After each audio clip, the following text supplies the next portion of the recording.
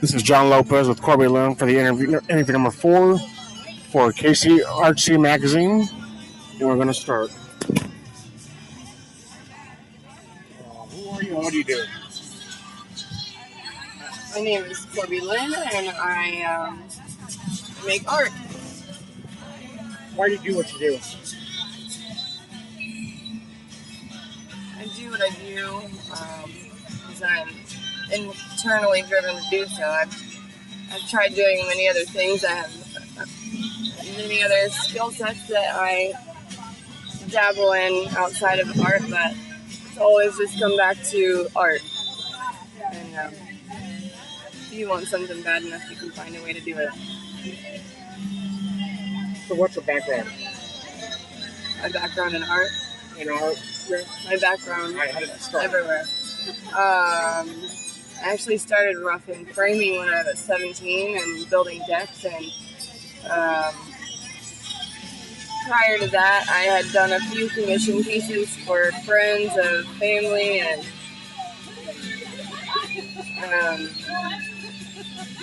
just here and there tried to get into getting a quote real job and doing art on the side. And the more I started doing it, the more I realized that that's just what I wanted to do all the time. I didn't want to have to be anywhere at any certain time, or I just kind of wanted to live spontaneously. So that's what I started doing. Right. And started doing art full time about October 2010. So how do you work? I mean, you have to be around somewhere quiet, have your own space, and sort of work with some people, or what? I can work pretty much anywhere as long as the energy in the room isn't negative. I can be by myself. I can have people there. I can talk, listen to music, paint live. I like doing all of those things as long as the people around me are not interfering with the energy in myself that I'm trying to access. So you're saying that you do art because it's therapeutic for you? It is very therapeutic for me, and I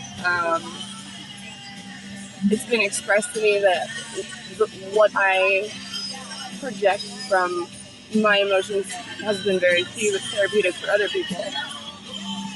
Now, has there ever been an occurrence where, how do I say this?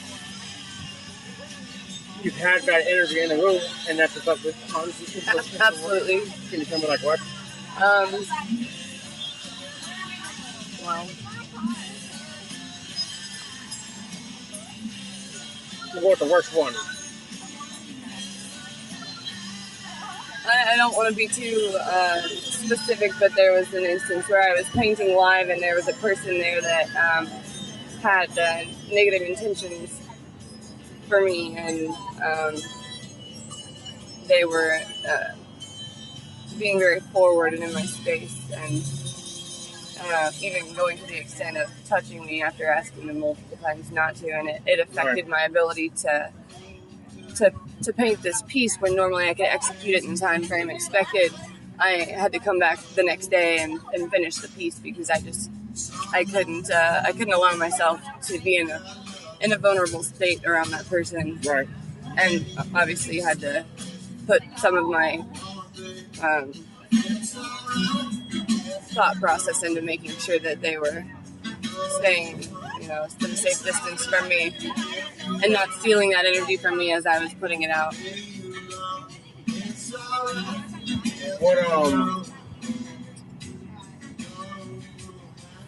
It's very rare that happens.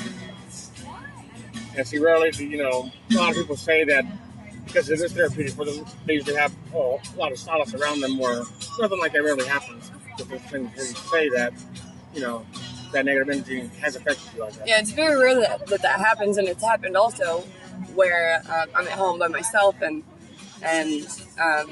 somebody's blowing my phone up from halfway across the world, and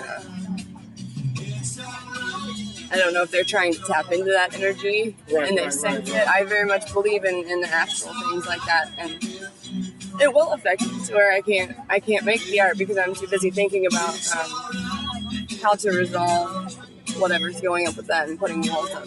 Right. I'm there too myself. What role does art have in this society? What role does art have in this society? In this particular society, Kansas City have an amazing, maybe even oversaturated amount of creativity, and maybe not oversaturated in the sense that there are a lot of people trying to do it. I think everyone should try to access some sort of creativity for therapeutic reasons. But the music scene here, the art scene, everything is so, there's so much culture in everything that we do in the city. And I think the importance in this city is that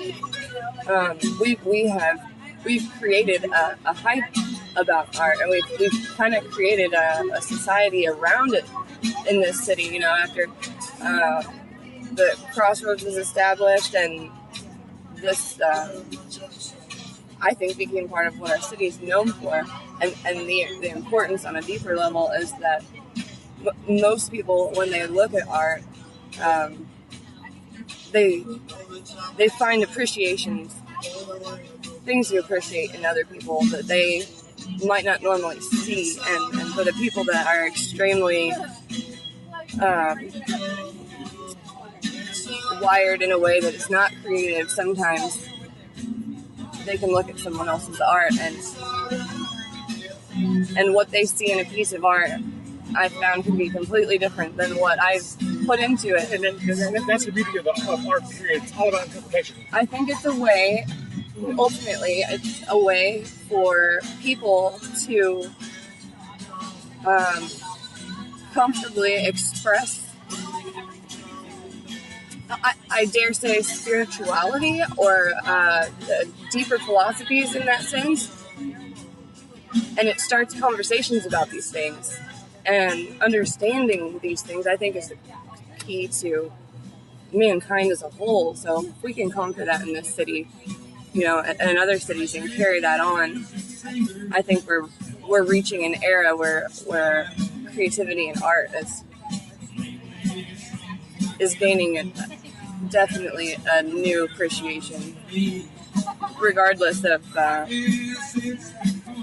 success or anything like that. Whereas when I grew up, it was just something that some people did and failed at. No, from what I was told, right. You know, you can't ever succeed being an artist. You can't do this, you can't do that. And what I found, to quote Wolf on Wall Street, somebody tells you that something's impossible, it only means that it's impossible for them. Right. It's only impossible if you have limits for yourself. Right.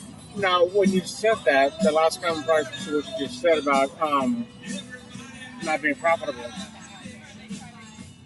do you think there's people who do art for the money, and do you think there's people who do it because it's therapeutic, because that's their passion? I don't think that it is possible to truly do art and only be doing it for the money. Now, there's a sense where there are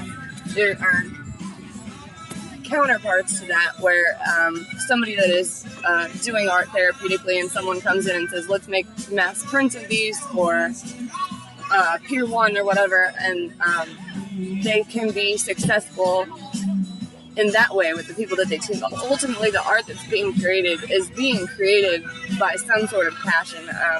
Anytime that I have been short on money, you know, in the years when I first started, and I think I need to make money, what would people buy? What do I make? And it doesn't turn out. People don't respond to it in the way that the most successful, the pieces that I've made and posted and they've sold within an hour at the asking price that I asked for them, were the pieces that I was like, you know what, fuck it. I need to get some shit out right now, and I'll just go ham for a couple hours, and it turns out to be very deep, almost subliminal things that a lot of people can relate to. And I think people buy art because a lot of people buy art because they relate to it. So how does it feel when people ask you to do a piece for them?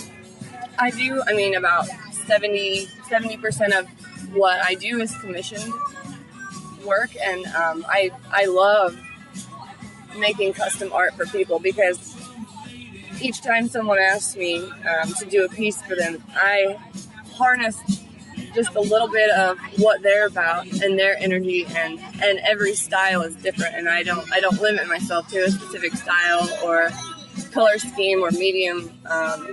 I go with what I see metaphysically in a person and combine that with what they tell me they want, and I work on it until they're happy, and I think it's a deeper experience than just a business transaction, and I appreciate that. Right. Yeah. Can you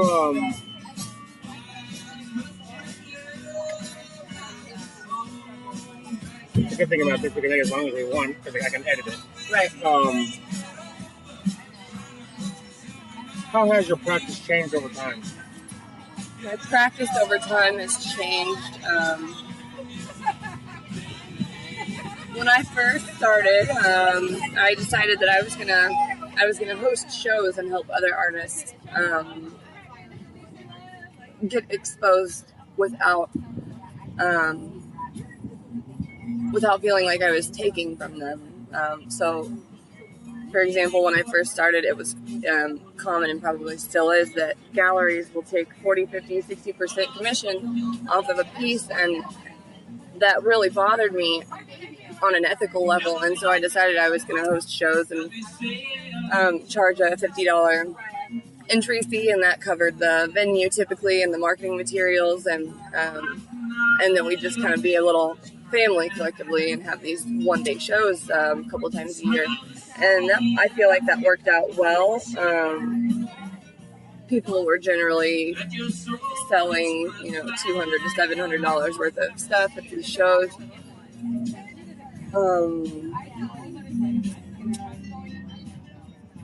I don't. After I started doing that, I started showing in a couple places myself on First Fridays and this and that, and it was great networking. I got to meet a lot of people, but it took an entire day, and the stress leading up to that show, and making sure I was there on time, and making sure that I had everything that I needed, and then not selling much work at a show. I don't feel like showing equals sales. I feel like if you need some exposure, it's a great thing, but I've decided to kind of cut back on shows a little bit and just do them when I'm asked to, and make sure I show the support around the city, but at the same time, it's taking up some brain power and some time that I'm trying to use to accelerate to wherever it is I think I'm supposed to be right now, and I don't know exactly what that is, but I feel like something big is coming in that I need to, for once, maybe focus on myself.